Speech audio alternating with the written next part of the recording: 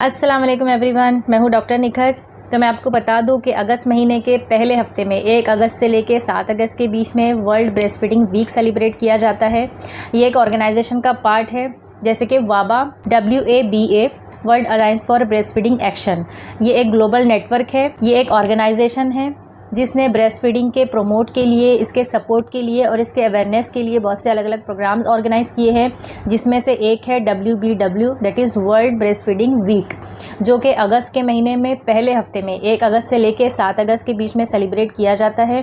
ये गवर्नमेंट और NGOs के ज़रिए सेलिब्रेट किया जाता है। तो जैसे कि ये अगस्त का फर्स्ट वीक शुरू है, यानी कि वर्ल्ड ब्रेस्ट फीडिंग वीक शुरू है, तो आज का हमारा टॉपिक भी ब्रेस्ट फीडिंग पर ही है। ब्रेस्ट फीडिंग के क्या क्या फ़ायदे होते हैं माँ और बच्चे दोनों के लिए, तो आज हम ये टॉपिक समझते हैं। तो आइए शुरू करते हैं। 1 अगस्त से लेकर 7 अगस्त के बीच ये पूरा हफ्ता वर्ल्ड ब्रेस्ट फीडिंग वीक कहलाता है। इस पूरे हफ्ते में ब्रेस्ट फीडिंग के बारे में अवेयरनेस दी जाती है, पेशेंट्स को प्रमोट किया जाता है। ये मेनली क्लिनिक्स में, OPDs में या हॉस्पिटल में सेलिब्रेट किया जाता है, क्योंकि वहाँ पे पेशेंट्स होते हैं ऑलरेडी, जो पेशेंट ऑलरेडी एडमिट होते हैं, जिनकी डिलीवरीज़ हुई है, उन्हें पर्सनल उनके रूम में, उनके वार्ड में जाके उन्हें समझाया जाता है, या फिर उन्हें हॉस्पिटल के ऑडिट में उन्हें कलेक्ट करके वो प्रोग्राम सेलिब्रेट किया जाता है। उन्हें ट्रेनिंग दी जाती है, या जो पेशेंट OPDs में फॉलोअप के लिए आए हैं, जो ऑलरेडी अभी प्रेग्नेंट है, तो उन्हें भी ऑडिटोरियम में कलेक्ट करके और उन्हें ट्रेनिंग दी जाती है, ब्रेस्ट फीडिंग के बारे में अवेयरनेस दी जाती है। क्योंकि ब्रेस्ट फीडिंग के फ़ायदे दोनों को है, माँ को भी उसके बहुत फ़ायदे हैं और बच्चे को भी उसके बहुत फ़ायदे हैं। तो जब तक कि अवेयरनेस नहीं होगी पेशेंट को, जब तक कि उसके फ़ायदे के बारे में जानकारी नहीं होगी, तब तक वो प्रमोट कैसे होंगे। तो इस वीक को सेलिब्रेट करने का यही एम होता है कि उन्हें अवेयरनेस दी जाए, क्योंकि जो पुराने लोग होते हैं, जो बुज़ुर्ग लोग होते हैं, बूढ़े लोग होते हैं, उनका यही मानना रहता है कि पहले दिन ब्रेस्ट को नहीं लगाना चाहिए, या मिल्क नहीं आ रहा है तो लगा के फ़ायदा क्या है, नहीं लगाना चाहिए। इस तरीके से मिल्क सिक्रीशन और कम हो जाता है। लेकिन इस अवेयरनेस में ये है कि बच्चे का जन्म होने के तुरंत बाद ही आपको ब्रेस्ट से लगाना चाहिए, क्योंकि बच्चा जब सकिंग करता है, बच्चा जितना ज़्यादा सकिंग करता है, मिल्क सिक्रीशन उतना ही ज़्यादा बढ़ते जाता है। जन्म होते से ही बच्चे को ब्रेस्ट से लगाना ज़रूरी होता है, क्योंकि बच्चा जितना ज़्यादा सकिंग करेगा, मिल्क सिक्रीशन उतना ज़्यादा बढ़ता जाता है। कम से कम बच्चे को 4 महीने और ज़्यादा से ज़्यादा 6 महीने तक ब्रेस्ट फीडिंग देना ज़रूरी होता है। 6 महीने के बाद आप ब्रेस्ट फीडिंग के साथ साथ अनाज या ऊपर का खाना खिला सकते हैं। ब्रेस्ट फीडिंग के फ़ायदे क्या क्या है? तो ब्रेस्ट फीडिंग के फ़ायदे दोनों के लिए होते हैं, मदर के लिए भी होते हैं और बेबी के लिए भी होते हैं। तो बेबी के लिए क्या क्या फ़ायदे होते हैं? तो इसमें सबसे पहले ये है कि मदर मिल्क में, यानी ब्रेस्ट फीडिंग में एंटीबॉडीज़ होती हैं, जो बच्चे की आगे की लाइफ के लिए बहुत ज़्यादा ज़रूरी होती हैं। बच्चे को इन्फेक्शन से लड़ने की शक्ति मिलती है, बच्चे की इम्यूनिटी अच्छी होती है। दूसरा फैक्ट ये है कि जो बच्चे माँ का दूध पी के बड़े होते हैं, जो ब्रेस्ट फीडिंग करते हैं, वो ज़्यादा स्वस्थ होते हैं बजाय उन बच्चों के जो ऊपर का दूध पीते हैं।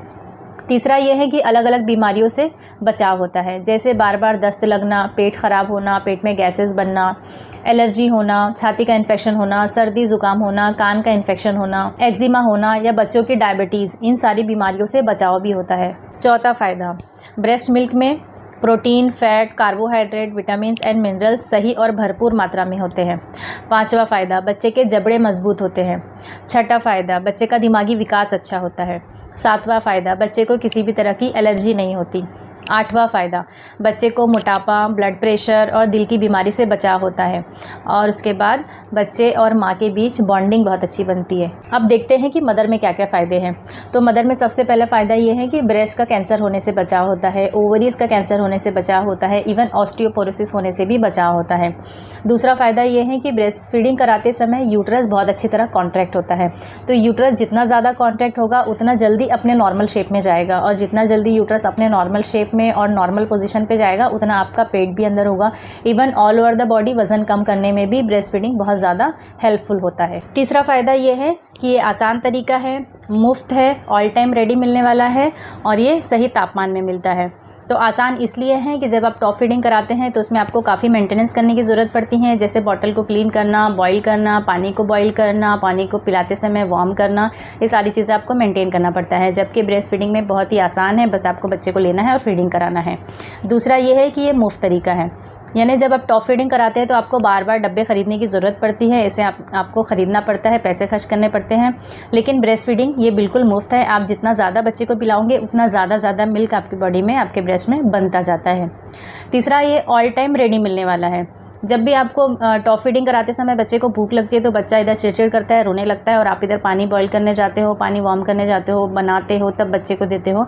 लेकिन breast feeding all time ready मिलता है, बस बच्चे को लेना है और फीड कराना है। इसका तापमान भी हमारी बॉडी में ही मेंटेन हो जाता है, जितना वार्म बच्चे को ज़रूरत होती है उतना वार्म ही ब्रेस्ट से निकलता है। इसके लिए आपको वार्म करने की ज़रूरत नहीं पड़ती, जबकि टॉप फीडिंग में आपको बच्चे के रिक्वायरमेंट के हिसाब से उसे वार्म करने की ज़रूरत पड़ती है। तो ये बहुत ही आसान मुफ्त तरीका होता है। चौथा फ़ायदा ये है कि ये कॉन्ट्रासेप्शन का भी काम करता है, गर्भ निरोध का भी काम करता है। ब्रेस्ट फीडिंग या ब्रेस्ट मिल्क की वजह से जो हमारी बॉडी में हार्मोन सीक्रेट होने लगते हैं वो गर्भ निरोध का भी काम करते हैं, कॉन्ट्रासेप्शन का भी काम करते हैं।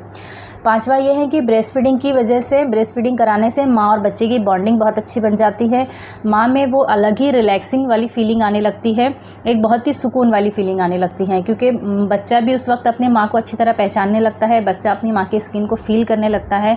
इस तरह माँ और बच्चे के बीच की बॉन्डिंग अच्छी हो जाती है और ये बहुत ही अलग अमेजिंग फीलिंग होती है। ब्रेस्ट फीडिंग के बारे में कुछ और बातें जो कि डॉक्टर इसकी सलाह देते हैं, जैसे कि ब्रेस्ट मिल्क का सबसे पहला दूध जो सबसे शुरुआत में आता है, जो थोड़ा कम क्वांटिटी में होता है, थोड़ा गाढ़ा होता है, थोड़ा चिकना होता है, इसे कोलेस्ट्रम कहा जाता है। ये कोलेस्ट्रम हर बच्चे के लिए बहुत ज़्यादा ज़रूरी होता है, क्योंकि इसमें इम्यूनिटी बहुत ज़्यादा होती है, बच्चे की ग्रोथ के लिए बहुत ज़्यादा फ़ायदेमंद होता है। हर बच्चे को उसके माँ का कोलेस्ट्रम मिलना बहुत ज़्यादा ज़रूरी है। इसके लिए डिलीवरी होने के तुरंत बाद ही बच्चे को ब्रेस्ट से लगाना ज़रूरी होता है, तभी कोलेस्ट्रम मिल पाता है। कमज़ोर से कमज़ोर बच्चा भी अपनी माँ का ब्रेस्ट मिल्क ले सकता है, जिससे कि उसकी रिकवरी जल्दी होती है और उसके ग्रोथ में भी मदद मिलती है। दूसरी इंपॉर्टेंट चीज़ है ब्रेस्ट फीडिंग की पोजीशन, क्योंकि फॉल्टी और गलत पोजीशन की वजह से आपको अलग अलग प्रॉब्लम्स स्टार्ट हो सकते हैं, जिसमें से सबसे बड़ा प्रॉब्लम है बैक पेन होना, कमर दर्द होना। इस प्रॉब्लम की वजह से बहुत सी महिलाएं बहुत परेशान रहती हैं, क्योंकि वो बच्चे को गोद में लेती हैं और गोद में लेने के बाद ब्रेस्ट फीडिंग कराने के लिए वो बच्चे तक इस तरह झुक जाती है। लेकिन याद रखिए कि आपको ऐसा नहीं करना है, आपको स्ट्रेट बैठना है, अपने बैक को पूरा स्ट्रेट रखना है और आपको बैक सपोर्ट लेना है। बैक सपोर्ट लेने के बाद अपने बच्चे को आपको अपने एल्बो पे लेना है और अपने बच्चे को आपके चेस्ट तक ऊपर उठाना है, ना कि आपको उन तक नीचे झुकना है।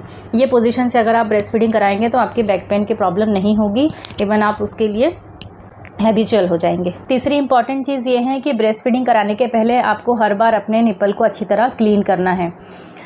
कई बार ऐसा होता है कि बार बार फीडिंग कराने की वजह से, हर 2-2 घंटे में फीडिंग कराने की वजह से निपल पे क्रैक्स आ जाते हैं, क्योंकि बार बार फीडिंग कराने की वजह से निपल जो है वो ड्राई हो जाते हैं, स्किन ड्राई हो जाती है, इसकी वजह से क्रैक्स आ जाते हैं। कई बार बच्चे के जो मसोड़े हैं वो काफ़ी स्ट्रॉन्ग होते हैं, दांत ना रहने के बावजूद भी उनके मसोड़ों से स्किन जो है निपल की वो कट जाती है, क्रैक्स आ जाते हैं।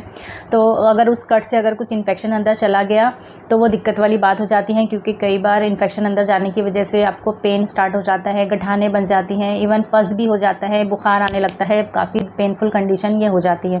अगर ऐसा कभी कुछ आपको हुआ तो आपको जल्द से जल्द अपने डॉक्टर से कंसल्ट कराना होगा और उसका प्रॉपर ट्रीटमेंट लेना होगा। बार बार ब्रेस्ट फीडिंग कराने की वजह से निपल की स्किन और ब्रेस्ट की स्किन काफ़ी ड्राई हो जाती है, जिसकी वजह से क्रैक्स आने लगते हैं। तो इससे बचाव के लिए आपको चाहिए कि आप मॉइस्चराइज़र इस्तेमाल करें। आप ब्रेस्ट फीडिंग कराने के बाद मॉइस्चराइज़र लगाएं। इसी के साथ साथ निप केयर ऑइंटमेंट आप अप्लाई कर सकते हैं। ब्रेस्ट फीडिंग कराने के बाद आप इसे अप्लाई करें और ब्रेस्ट फीडिंग कराने के पहले उसे अच्छी तरह से क्लीन करें। इस तरह मॉइस्चर मेंटेन करके आप क्रैक से काफ़ी हद तक बच सकते हैं। शुरुआती दिनों में आपको बच्चे को 2-2 घंटे में फीड कराना चाहिए और जैसे जैसे बच्चा बड़ा होता है तो उसके डिमांड के हिसाब से आपको उसे फीड देना चाहिए। बच्चे को फीड कराने में सबसे एक इम्पॉर्टेंट चीज़ होती है बर्पिंग करना, यानी बच्चे को कंधे पे इस तरह लेना और बच्चे को डकार दिलाना। अगर अब बच्चे को फीड कराने के बाद आप डायरेक्टली वैसे ही सुला देंगे तो फीड कराने के बाद जो दूध है वो इस तरह नली में अटका रहता है, इसोफेगस में अटका रहता है, वो नीचे नहीं उतरता। तो अगर हम फीड कराने के बाद डायरेक्टली बच्चे को सुला देंगे तो ये जो दूध अटका हुआ है वो वापस रिगर्जिटेट हो सकता है और ट्रकिया में यानी सांस की नली में जा सकता है, जो बच्चे के लिए बहुत ही ज़्यादा खतरनाक हो सकता है, बच्चे के लिए डेंजरस हो सकता है। तो बच्चे को इस डेंजरस चीज़ से बचाने के लिए बर्पिंग करना बहुत ज़्यादा ज़रूरी है, बच्चे को डकार दिलाना बहुत ज़्यादा ज़रूरी है। तो ये बात आप ज़रूर ध्यान में रखिए, स्पेशली रात को फीड कराते समय कई बार नींद के गलबे में आप सो जाते हैं, बर्पिंग नहीं कराते, लेकिन ये चीज़ ध्यान रखना ज़रूरी है। तो फ्रेंड्स, उम्मीद करती हूँ आज के इस ब्रेस्ट फीडिंग के बारे में आपको सारी बातें अच्छी तरह समझ आई होगी, और अगर ये आपके लिए फ़ायदेमंद है तो प्लीज़ वीडियो को लाइक ज़रूर कीजिए, चैनल को सब्सक्राइब कीजिए, ताकि मैं इसी तरह आपके लिए कुछ और अच्छे टॉपिक्स लेके आऊँ। Thank you.